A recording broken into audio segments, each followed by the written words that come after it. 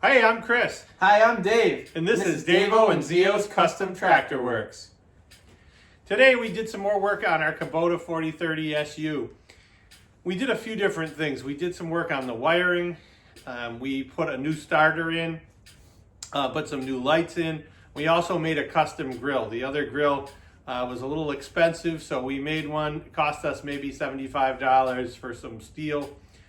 We also put some new filters in, drained out all the old diesel fuel, put new diesel fuel in it, bled the injectors, and got most of the stuff ready to go on it. Yep, we added a new seat as well because the old seat was pretty cracked, pretty uncomfortable to sit on. So we just drilled a couple holes in the aluminum, screwed that right on, it looks pretty good. So we're not quite done with it yet, but in this episode you will see it's running.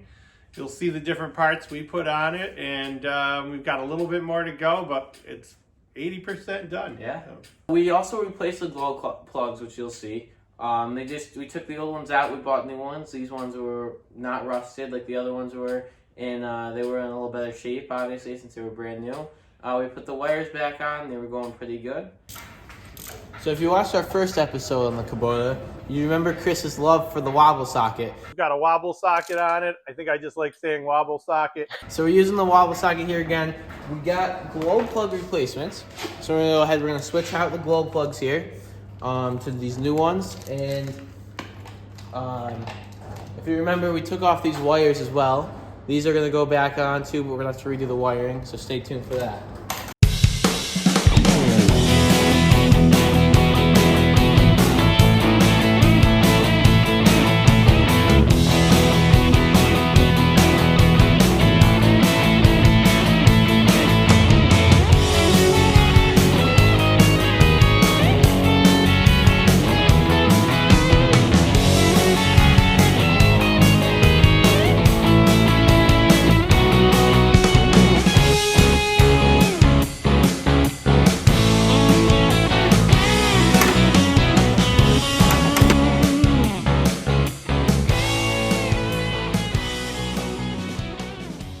So I'll go ahead and show you the difference between the old spark plugs and the new glow plugs and the old glow plugs. You can see the old ones, they're rusty, they're scratched up a little bit, and they just have some wear and tear to where the other ones don't. So we're going to go ahead and put these new ones in. No, glow plugs will be replaced.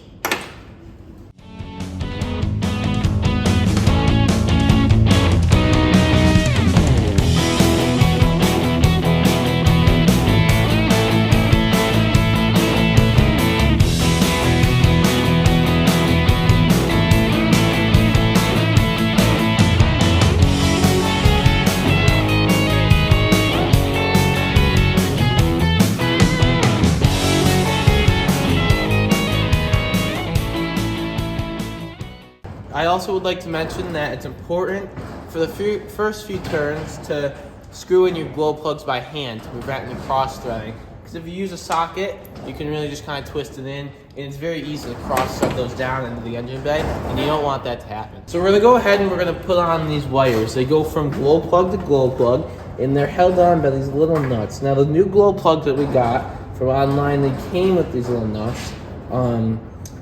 So you don't need to salvage any parts from the old glow plugs.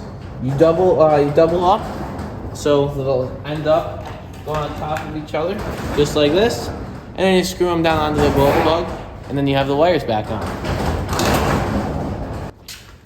So I got all 5 of these nuts off. We're just gonna take these and place them over the glow plugs, right down, screws there. And you might have to change the wires around because the wires might be previously shaped to go from a different glow plug or whatever. So you just have to play around, kind of put the puzzle pieces together. And once you have them all on, you put the nuts on and tighten them down. You can use either a nut driver or a wrench. It's hard with a nut driver because of the height of the glow plugs. But if you have one long enough, absolutely go ahead and use that.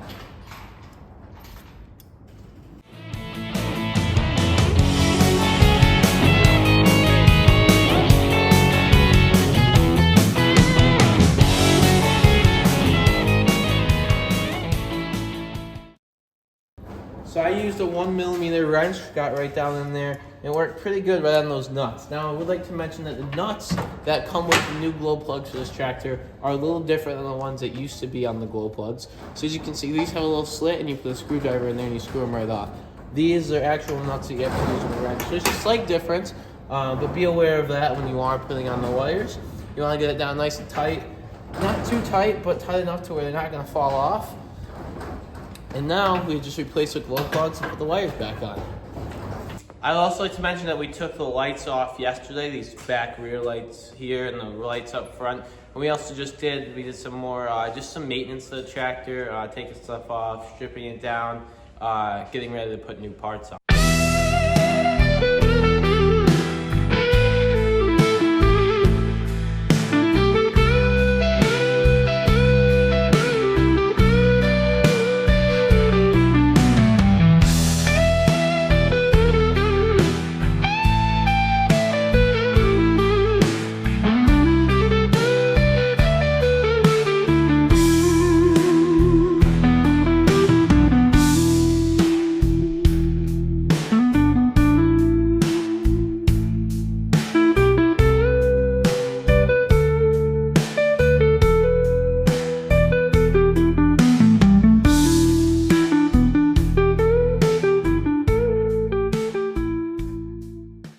We also took part of the dash apart, and just to check the wiring, and actually, believe it or not, we have the lights are working up here now, the key is all set, and we actually were able to also find out that a lot of the wiring for the lights is good, but most of the connections and the lights themselves are bad. So we're just kind of tracing those right now with a multimeter. Find out where the wires are, and then we'll put new lights on.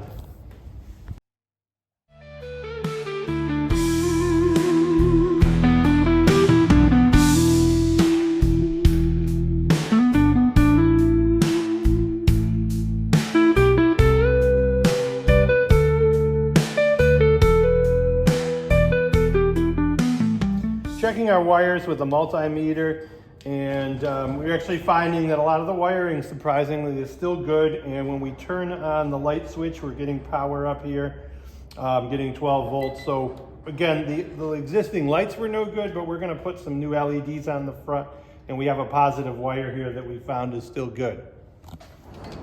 You drain the oil in yet? No.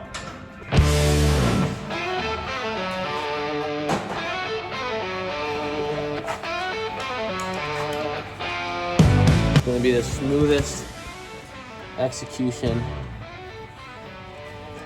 ever seen.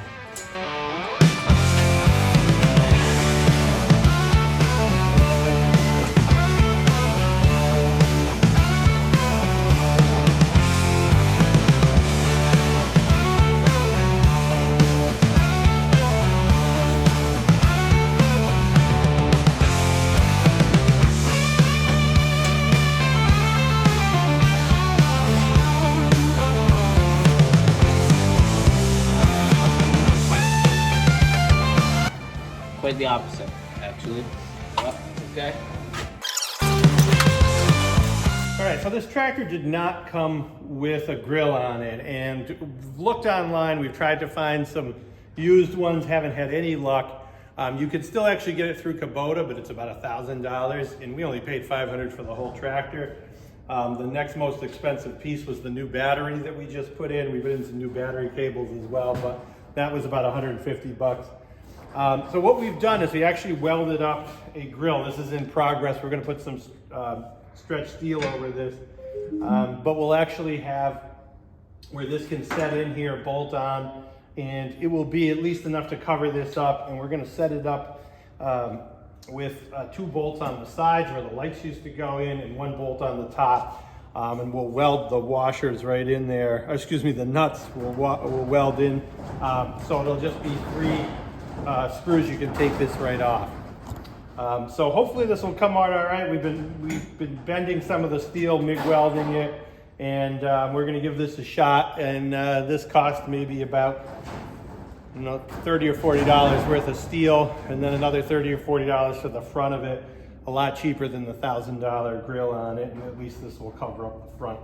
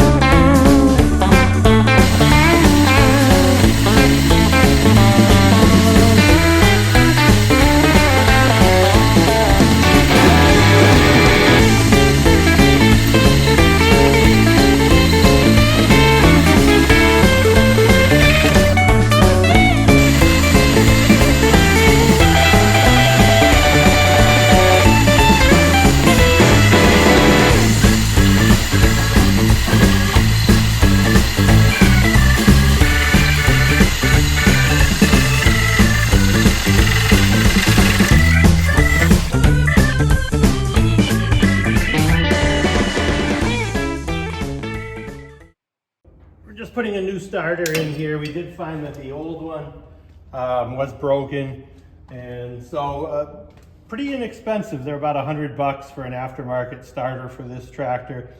Just goes in with 2 bolts, and there's a signal wire coming here, and then the wire to the alternator here.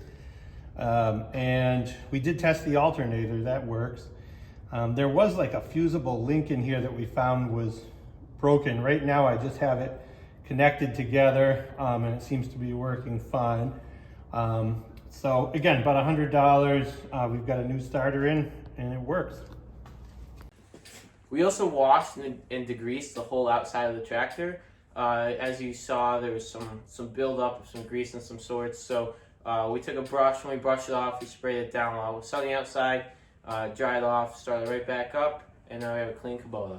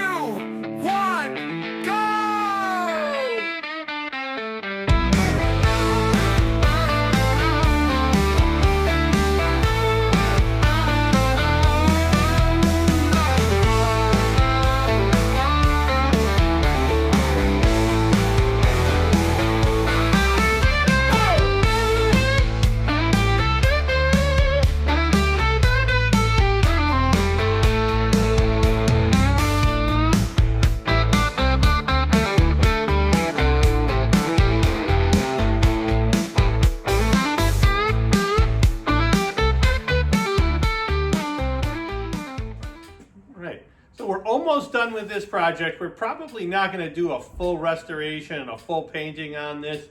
What we will do though is clean up some rust. We'll buff everything out.